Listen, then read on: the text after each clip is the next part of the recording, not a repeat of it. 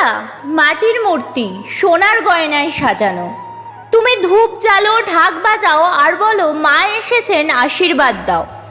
আমার দুর্গা, সে পড়েছিল রেল লাইনের ধারে, ছেঁড়া জামা, রক্তাক্ত দেহ, চোখে ছিল ভয়, ঠোঁটে নিঃশব্দ আর্তনাদ।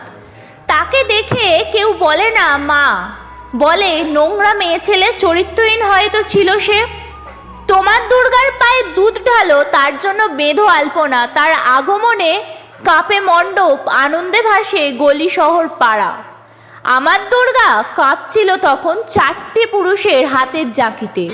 তার চিৎকার ছিন্ন করেছিল নীরবতা, কিন্তু কারো মন গলেনি, কারো বিবেক কেঁদে ওঠেনি।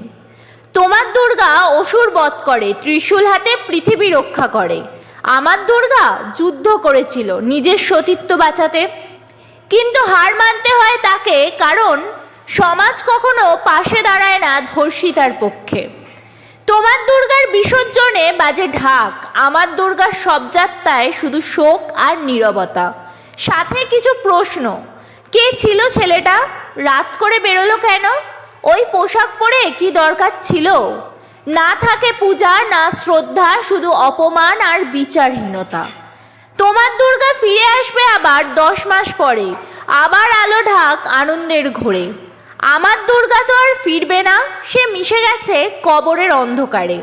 তার গল্প চাপা পড়ে গেছে সংবাদপত্রের 5ম পাতার কোণে। তাই আজ বলি, তোমার দুর্গা যদি দেবী হয়, তাহলে আমার দুর্গার কি অপরাধ? কেন তার লজ্জা তারই হয়?